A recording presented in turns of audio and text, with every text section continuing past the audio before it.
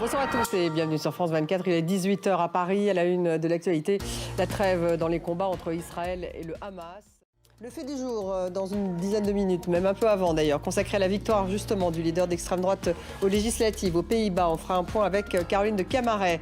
L'économie avec Johanna Sytruc qui va évoquer vers 18h45 la visite à Chartres d'Emmanuel Macron, le président français, qui officialise un investissement de plus de 2 milliards d'euros dans Novo Nordisk, un laboratoire danois qui fabrique des coupes-fins. 19h10, le débat consacré à cet accord sur la libération des otages à Gaza en échange de celle de prisonniers palestiniens et d'une trêve. Un accord qui a été reporté à demain vendredi. Alors pourquoi a-t-il été reporté? Que contient-il plus précisément?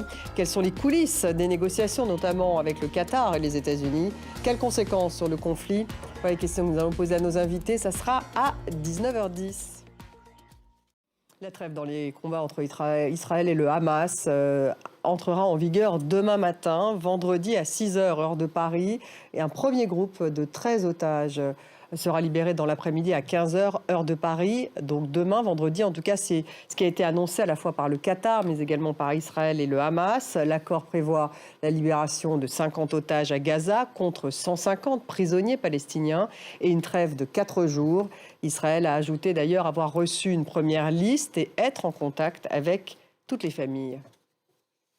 Et on apprend à l'instant que la branche armée du Hamas appelle à l'escalade de la confrontation sur, je cite, tous les fronts de la résistance. On va tout de suite à Jérusalem retrouver Karim Yayaoui. Karim, d'abord, quelles sont vos dernières infos sur la trêve et la libération justement des otages ?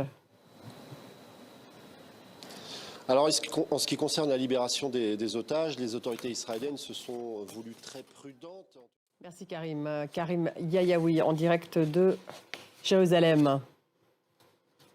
L'attente aussi pour les familles de détenus palestiniens. Bilal Tarabeh.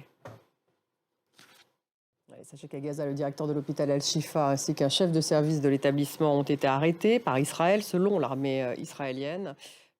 Et puis au Liban, c'est le fils du président du groupe du Hezbollah au Parlement libanais, Mohamed Raad, et 4 autres combattants qui ont été tués hier dans un politique aux Pays-Bas avec cette large victoire de l'extrême droite aux élections législatives. Le parti populiste, le président, avec son président Geert Wilders, a remporté, vous le voyez, 37 sièges sur 150.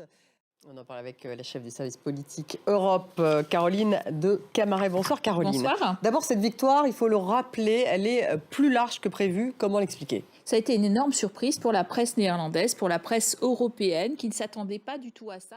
Donc c'est très risqué. En plus, les Pays-Bas font quand même partie des tout premiers pays, des pays fondateurs de l'Union européenne. Merci beaucoup Caroline. En bref, sachez qu'à Dublin, 5 personnes, dont 3 enfants, ont été hospitalisées après une attaque au couteau. C'est ce qu'a indiqué la police irlandaise, selon en tout cas un média.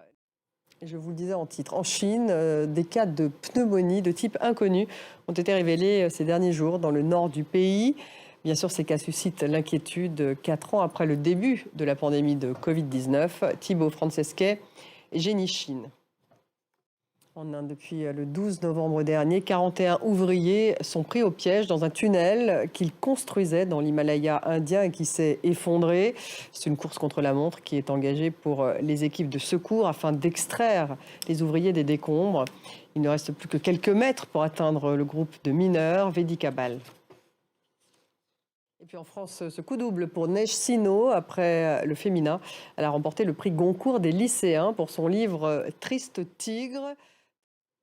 Merci de nous avoir suivis. Restez avec nous, on se retrouve dans 5 petites minutes. Un nouveau journal, on va parler aussi économie avec un gros investissement d'Emmanuel Macron, aujourd'hui annoncé par la France. 19h10, le débat consacré à cet accord, à cette trêve à Gaza qui devrait démarrer donc demain.